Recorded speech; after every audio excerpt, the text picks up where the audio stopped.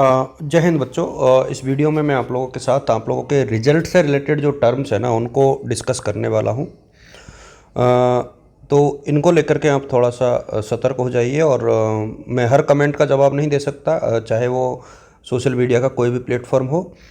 तो इन परिस्थितियों में आप लोग जो है पूरा वीडियो देखिएगा और फिर समझिएगा कि होता क्या है। देखिए, आपके जब रिज़ल्ट आते हैं उसमें कई चीज़ें लिखी होती हैं और मेरा प्रयास रहेगा कि मैं लगभग हर सवाल का जवाब दूं। देखिए, पास कितने पर होते हैं, तो पास प्रतिशत दोनों में मिलाकर पास होते हैं या एक पेपर में, ये सप्लीमेंट्री क्या होती है, ठीक है।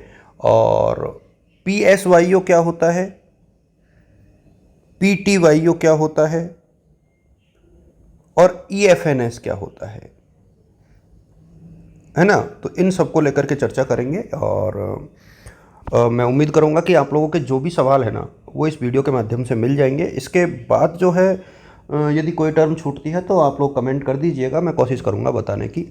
देखिए, पहली बात तो BA सेकेंड और थर्ड ईयर में पास होने के लिए कम से कम 36% अंक लाना जरूरी है, यानी 100 में से 72। अब ये 72 दोनों पेपरों में मिलाकर लाने हैं, ठीक है। अब यदि किसी के सप्ली आई है तो वो सप्ली का पता कैसे लगाए, मैं फिर यहाँ पर बता दूँ। किसी की सप्लीमेंट्री आई है और पेपर 100 नंबर का है, तो जिस पेपर में आपके 36 से कम है उसमें सप्लीमेंट्री है। जैसे एक ही सब्जेक्ट के एक पेपर में 40 है और दूसरे में कम है तो उसमें सप्ली है। यदि दोनों में 36 से कम है तो दोनों में सप्लीमेंट्री है। इसके अतिरिक्त एक चीज़ और मैं आपको बता दूं कि अभी हाल ही में जो सेकेंड ईयर का रिजल्ट आया उसमें PSYO बहुत बच्चों के पास है, यानी पास इन सेकेंड ईयर ओनली। इसका मतलब ये है कि आपके अनिवार्य विषय में कम नंबर है। अनिवार्य विषय कोई भी हो सकता है, हिंदी, इंग्लिश, कंप्यूटर, एनवायरनमेंट। अब जिसमें भी आपके 36 से कम है ना, उस पेपर को आप सप्लीमेंट्री के साथ दे दो। अदरवाइज जो है फाइनल में भी आपके साथ रहेगा और फाइनल में यदि फेल हो गए तो फिर आएगा PTYO।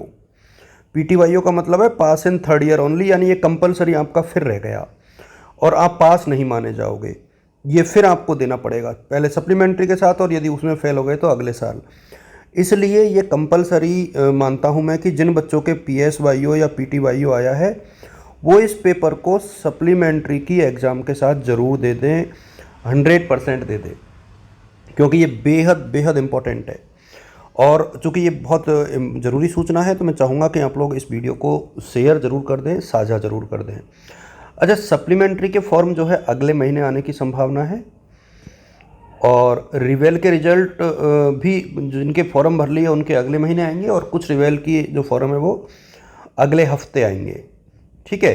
EFNS जो है सिर्फ सेमेस्टर में होता है।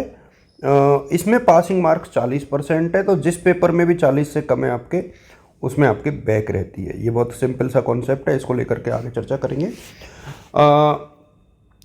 अब मैं एक चीज़ और आप लोगों के साथ साझा करना चाहूँगा कि देखिए, 36% पास होने के लिए ज़रूरी है। तो अब सप्लीमेंट्री के बारे में मैंने ऑलरेडी बता दिया कि जिस पेपर में आपके 36 से कम है, 36% से कम है।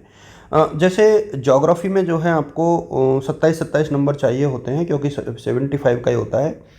तो यदि आपके दोनों में मिलाकर के 54 है तो पास हो, 54 से कम है तो फेल हो जाओगे। BA में 6 नंबर का ग्रेस लगता है, 6 मार्क्स का, यानी यदि किसी पेपर में आपके 66 हैं और बाकी में आप पास हो तो ग्रेस से पास मान लिए जाओगे। BSc में 7 नंबर का लगता है। तो एक ग्रेस का जो सिस्टम है वो 1% का होता है बेसिकली।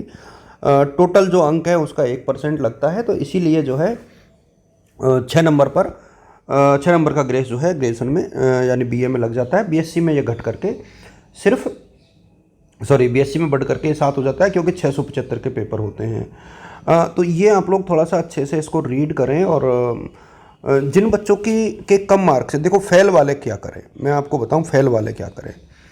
फेल वालों के पास कोई ऑप्शन नहीं है, वो रिवेल का फॉर्म भर सकते हैं यदि उनके पेपर अच्छे हुए हैं, तो नहीं तो अगले साल की तैयारी करें। पहला ऑप्शन ये है कि आप रिवेल कराएं और हो सकता है आप पास हो जाएं या सप्लीमेंट्री आ जाएं तो एग्ज़ाम दे पाओगे, अदरवाइज अगले साल की तैयारी करें। तो फेल वाले बच्चों के साथ तो यही है। जिनके सप्ली आई है वो बिना वक्त गवाए पढ़ाई शुरू कर दें, जिससे कि साल ख़राब ना हो। तो पढ़ाई शुरू कर दे वो बच्चे। ये कुछ चीज़ें थी जो मुझे आप लोगों के साथ साझा करनी थी। उम्मीद करता हूँ कि शायद तुम लोगों ने इसको सुना होगा बच्चों, और एक दूसरे के साथ साझा करते हुए इस पूरे मुद्दे को लेकर के मैं इस डिस्कशन को फ़िलहाल समाप्त करता हूँ। अभी भी कोई सवाल आपका रह गया है इस रिजल्ट से रिलेटेड तो आप लोग जो है कमेंट कर सकते हो। Thank you.